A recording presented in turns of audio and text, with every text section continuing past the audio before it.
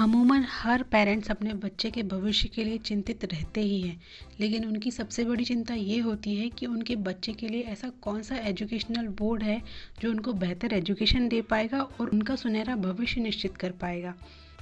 या फिर आप एक स्टूडेंट हैं और बहुत कंफ्यूज हो रहे हैं कि आखिर ऐसा कौन सा बोर्ड सेलेक्ट करें जिससे कि आपके बेस्ट रिजल्ट्स आएँ। तो यकीन मानिए ये वीडियो सिर्फ आप ही के लिए है। नमस्कार, मेरा नाम तबस्सुम है और जानते हैं कि ICSE, CBSE, IB और स्टेट बोर्ड में क्या फ़र्क होता है। अब इन सारे अवेलेबल बोर्ड्स में से सबसे पहले बात इंटरनेशनल बैकलॉरेट की, जिसे हम IB के नाम से भी जानते हैं। IB का फोकस होता है हाई क्वालिटी इंटरनेशनल एजुकेशन पर। इसका जो हेडक्वार्टर है ये जेनेवा में है, इंडिया में नहीं है। ठीक है, 144 कंट्रीज़ में IB के स्कूल रन करते हैं, जैसे US, UK, Australia, India and etcetera. इसके अलावा इसके पूरे वर्ल्ड में टोटल 3500 स्कूल्स हैं और इंडिया की अगर बात करते हैं हम तो 130 स्कूल्स इंडिया में ही अवेलेबल हैं।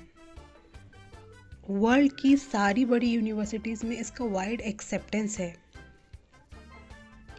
अगर आपने ये डिसाइड कर रखा है कि आप अपने बच्चे को अब्रॉड स्टडीज़ के लिए भेजना चाहते हैं और उसकी बेसिक एजुकेशन भी आप अच्छी करना चाहते हैं, तो आप अपने बच्चे का एडमिशन IB में ज़रूर कराइए।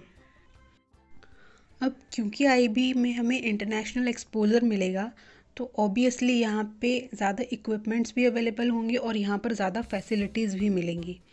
इसके अलावा 11th और 12th में जैसे अदर स्कूल्स में होता है कि 11th-12th से कोई स्ट्रीम चूज़ करनी पड़ती है, लेकिन इंटरनेशनल बैकलॉरेट में आपको स्ट्रीम नहीं चूज़ करनी होती। यहाँ पे पूरे 6 सब्जेक्ट पे फोकस किया जाता है। बच्चों के लिए एक एडवांटेज ये भी है कि उनको यहाँ पर मैथ्स के और साइंस के फार्मूलाज याद नहीं करने पड़ते हैं। एग्जाम्स में मैथ्स और साइंस फार्मूला की उन्हें बुकलेट दी जाती है। ये तो थे IB के एडवांटेजेस, लेकिन अब मैं इनके डिसएडवांटेजेस बताने जा रही हूँ। तो सबसे पहला डिसएडवांटेज इसका ये है कि ये बहुत ही कम अवेलेबल होते हैं as compare to other schools. दूसरा, इसका जो स्टडी मटेरियल होगा वो आपको फाइंड करने में थोड़ी प्रॉब्लम हो सकती है, क्योंकि ये स्कूल्स कम अवेलेबल हैं और इनका स्टडी मटेरियल भी रेयरली अवेलेबल हो पाता है।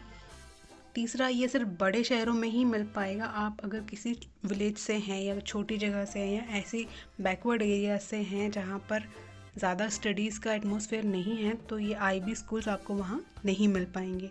आखिरी, लेकिन ये कुछ पेरेंट्स के लिए इम्पॉर्टेंट हो सकता है, इसलिए मैंने ऐड कर दिया है कि कुछ स्कूल्स हैं जो IB बोर्ड होने की वजह से अननेसेसरीली एक्स्ट्रा फिनेंस की डिमांड कर सकते हैं, तो ये भी एक एक्स फैक्टर हो सकता है।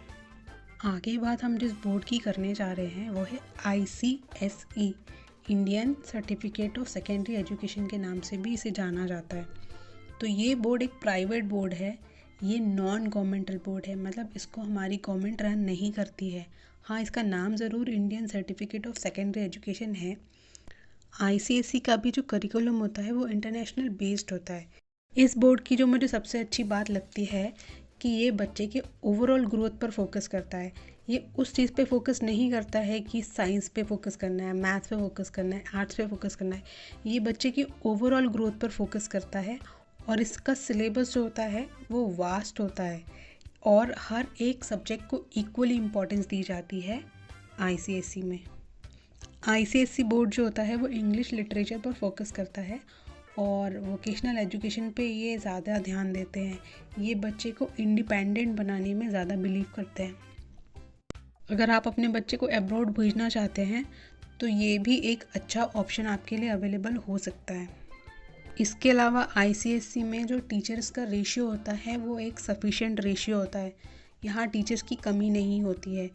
तो जब well qualified teacher sufficient numbers में अवेलेबल होते हैं तो ऑब्वियसली यहाँ गाइडलाइंस भी बहुत बेहतरीन प्रोवाइड की जाती हैं। ICSE में मेनली फोकस इस बात पे किया जाता है कि बच्चे का एनालिटिकल स्किल डेवलप हो, प्रॉब्लम सॉल्विंग स्किल डेवलप हो। तो इसी चीज़ को मद्देनज़र रखते हुए ये प्रैक्टिकल अप्रोच पर ज़्यादा फोकस करते हैं ताकि बच्चा हर चीज़ को प्रैक्टिकली अप्लाई करके खुद ही देख सके। कि इसका रिज़ल्ट क्या आता है। जैसे हर अच्छी चीज़ के साथ थोड़ी सी बुरी चीज़ हमेशा अवेलेबल होती है, तो ICSE के साथ भी कुछ ऐसा ही है। इसके एडवांटेजेस तो काफ़ी सारे हैं, लेकिन इसके कुछ ऐसे डिसएडवांटेजेस हैं जिसको आप अवॉइड नहीं कर सकते हैं।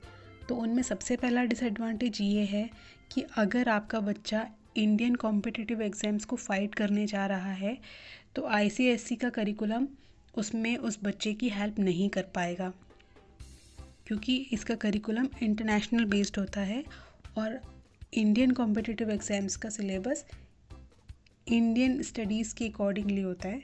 तो यहाँ पे आपका बच्चा लैग कर जाएगा।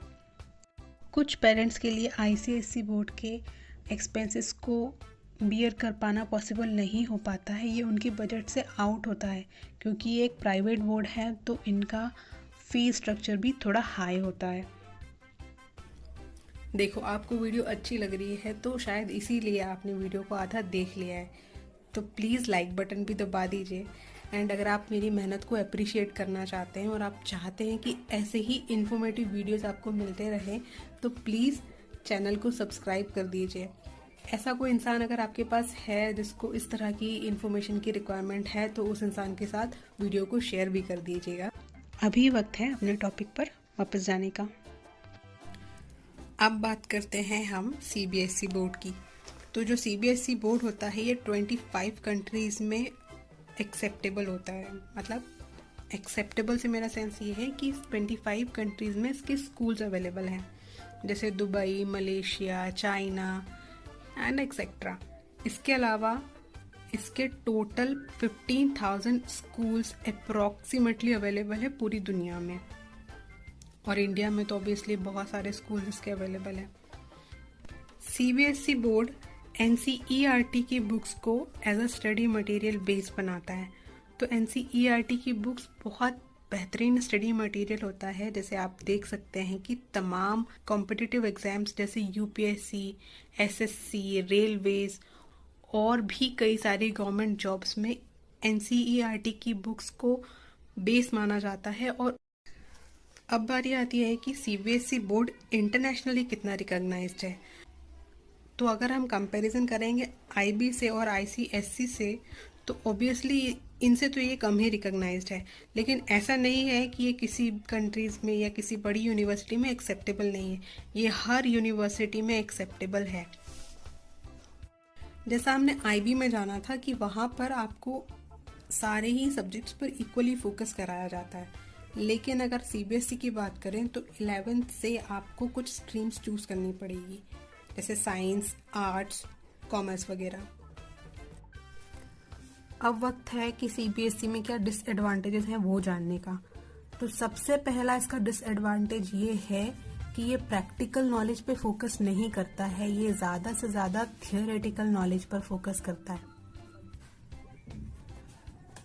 दूसरा डिसएडवांटेज इसका ये है कि ये इंग्लिश पर कोर एम्फेसिस नहीं करता। ये इंग्लिश को उतना सिखाता है जितना कि वो कोर्स में अवेलेबल है, लेकिन कोर इंग्लिश लर्निंग में इसका फोकस नहीं होता है।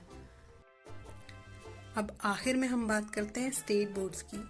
तो इंडिया के हर स्टेट का अपना एक अलग एजुकेशन बोर्ड है।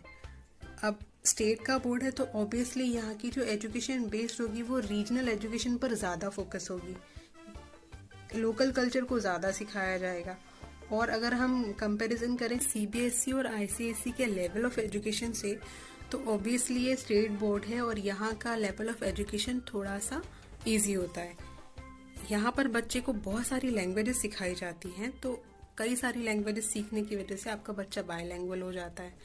हाँ, अगर आप चाहते हैं कि आपका बच्चा स्टेट लेवल या लोकल लेवल की गवर्नमेंट जॉब्स की अपॉर्चुनिटी को ग्रैब करे आगे चल के, तो आपको ज़रूर स्टेट बोर्ड का सिलेक्शन करना चाहिए, क्योंकि इसमें लोकल कल्चर को इतना पढ़ाया जाता है कि आपके बच्चे को वैसे ही कई सारी जनरल नॉलेज डेवलप हो जाती है स्टेट से रिलेटेड। स्टेट बोर्ड के सारे पॉजिटिव पॉइंट्स जान लेने के बाद अब आपको इसके कुछ डिसएडवांटेजेस भी जान लेने चाहिए। इसका सबसे पहला डिसएडवांटेज तो यही है कि ये स्टेट लेवल की एजुकेशन पर फोकस करता है, ना कि नेशनल लेवल की एजुकेशन पर। अब दूसरा डिसएडवांटेज ये है कि स्टेट बोर्ड वाले बच्चे कभी भी इंग्लिश में कॉन्फिडेंट नहीं हो पाते। हाँ, मैं हर बच्चे की बात नहीं कर रही हूँ, कुछ रेयर केसेस इससे डिफरेंट हो सकते हैं, लेकिन मेजॉरिटी ऑफ स्टूडेंट्स को इंग्लिश में प्रॉब्लम आती है।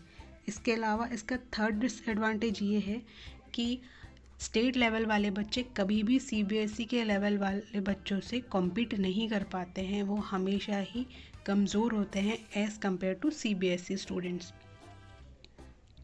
इस पर ट्रेनिंग और वोकेशनल एजुकेशन पे भी फोकस नहीं किया जाता, जिससे कि बच्चा पूरी तरह थियोरेटिकल नॉलेज पे ही डिपेंडेंट होता है और प्रैक्टिकल नॉलेज वो कभी गेन नहीं कर पाता। रेयर केसेस में हो सकता है। तो ये था आईबी, आईसीएसई, सीबीएसई और स्टेट बोर्ड में डिफरेंस। अगर आप चाहते हैं कि किसी और सब्जेक्ट में मैं आपके लिए स्पेसिफिक वीडियो बनाऊं तो प्लीज़ नीचे कमेंट करके बताइए कि आपको किस टॉपिक पर वीडियो चाहिए। मैं आपके लिए वो वीडियो ज़रूर बनाऊंगी। तब तक के लिए अपना ख्याल रखिए, मिलते हैं अगले वीडियो में।